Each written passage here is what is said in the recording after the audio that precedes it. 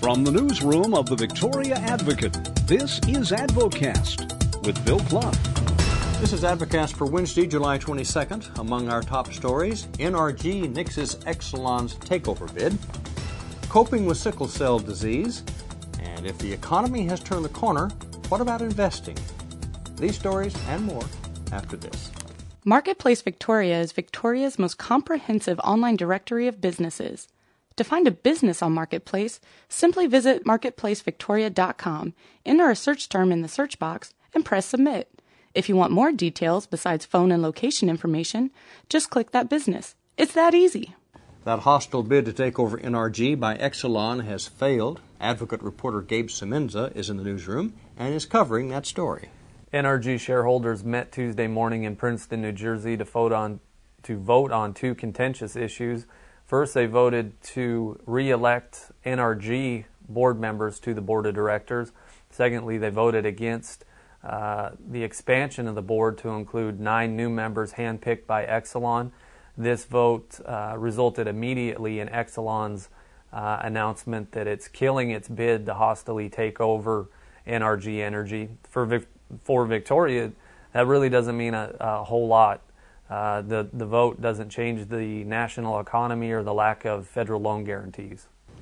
Advocate reporter Gabe Semenza. Now, some analysts are saying the economy has turned a corner, but that the recovery is going to be a drawn-out affair. With that in mind, what about investing?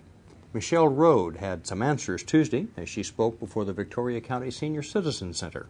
Look at history and see that there have been so many different crises, and we've gone through this same exact cycle, the same exact way, and they've lasted on average 9 to 15 months. We're about there. Goliad Sheriff deputies have arrested 4 men and 2 women on suspicion of possessing narcotic chemicals that the deputies found in a rented cabin at Coletto Creek Reservoir Park. Deputies suspect they were operating a meth lab. Park officials are quick to point out that this is an isolated incident and that the park is safe for tourists. Carmi Green suffers from sickle cell anemia. She started the South Texas Sickle Cell Anemia Association. In an interview with Advocate reporter Sunny Long, she explains how the disease has affected her. Sickle cell affects your major organs. It affects your vision. It affects your heart.